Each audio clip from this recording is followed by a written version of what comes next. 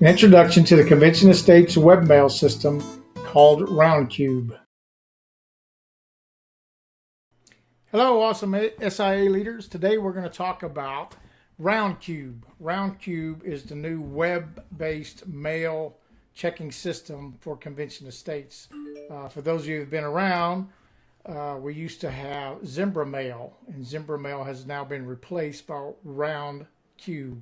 And RoundCube can be used to check your Convention Estates mail, and or you can use another email application like Outlook or tie it to a Google account, so forth. But today we're going to talk about how to use RoundCube to actually check your mail. When you go to mail.conventionestatesAction.com, this screen pops up, and inside of this screen you got your username and your password. So this is obviously the password is the password that you use for your mail, whatever your mail password was set at. If you do not remember that password, then you can do the reset inside of the Citizen Builder tool to reset your email password. Once you do get the information, then we'll go ahead and we log on. When the system comes up and you get ready to log on, it's going to go instantly into your inbox, and you can tell there's plenty of mail for me to check out.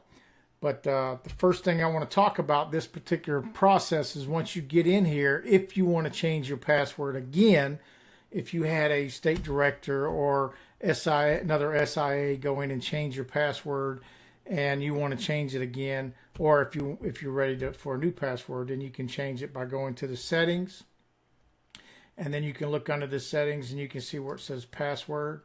And then inside the password, obviously you got to have the current password that you logged in on, and then you select your new password, you confirm it, and then you hit the save button. So that's pretty much how easy it is to go and change the password in the system. Now what I want to do next is go back into the mail, and we're going to go over real quick how to compose an email. So to compose, basically there's a row of buttons up on the top left hand side of the product, and you can see where the little mailbox or the envelope is. You click that on the compose, and then when the compose process pops up, it's going to basically give you the area where you can do the subject line, and then actually put in your information that you need there as it relates to how to compose the email. Now, adding the contacts, that we can also talk about to add specific contacts where you can go and select from a drop-down list, and so forth. As you can tell, there's one of my contacts that are in there. And this is, I type in Joe. I don't have a Joe, so that means that contact is not in there. So we can go ahead and cancel out of this one, and it goes right back into here. And then from there, we're going to go into our add our contacts. And to add a contacts, what we can do is go up to the top right-hand corner where it says the contacts button, click on that.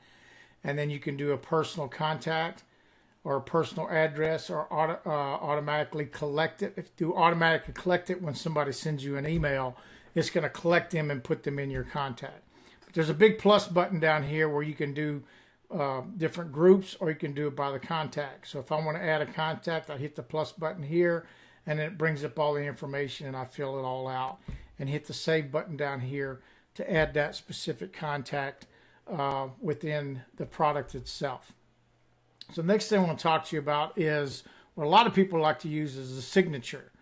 And the signature allows you, when you compose an email, it will pop up and have your name, phone number, and all that stuff.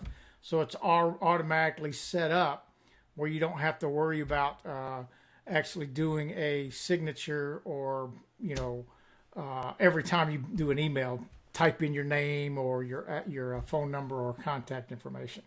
So what we're going to do is we're going to go to the settings, and then we're going to go under identities. When you click on identities, then it's going to bring up any type of email account identities that you have. So we only have one email account in here, which is conventionestatesAction.com. So I'll click on that one, and then it's going to have all the information for display name. So we can fill this out and just put your name in here. And you can put the organization, and you can have a different reply to or BC every time you send somebody out. But then this is your signature box. And the signature box, you can use text like a regular text, or you can actually turn it into an HTML where you can actually format the HTML and put the HTML signature block in there. Once you're done with that, then you're going to hit the save. And when you hit the save button, then now you have a successful identity process, or identities are saved, and then your signature will be in there. So that's how you do the signature. So the last thing I want to talk to you about is, one, obviously how the emails can be displayed. There are different ways that you can look at it to see, whether you got a reading pane or so forth. Just kind of like Outlook, if you're familiar using Outlook. But you're going to go to settings and you're going to go to preferences. And under preferences, you're going to do view mailbox, where it says mailbox view under the view section. So I click on that, and then these are the different options that I have to change the view, the layout. You can say no mail preview. You can do a desktop wide mail preview, or a widescreen where it's 3 columns. So I'm going to change it to desktop wide. And there's other things you can talk about here, number of rows per page, etc.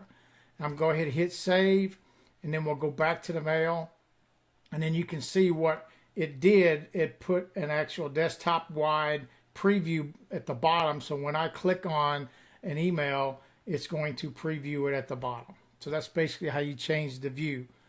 And the last thing I want to go over real quick is how to look at the different folders as it's relate to different folders within this Cube product.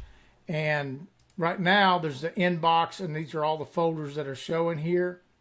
So if these folders are hidden and you can't find that specific folder, what will happen is you'll have a plus within the different folder in there. So this archive ones, for instance, you can see the plus right here. So if I'm looking at this email, I'm going, well, I'm missing my folders.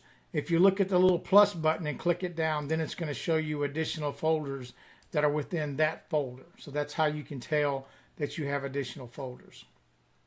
So with that, this is RoundCube. Again, how to use it, just a simple video to go through the process to use it. If you have any other questions or concerns, please contact your state information analyst captain or national, and we can definitely help you out in understanding more about this product called RoundCube.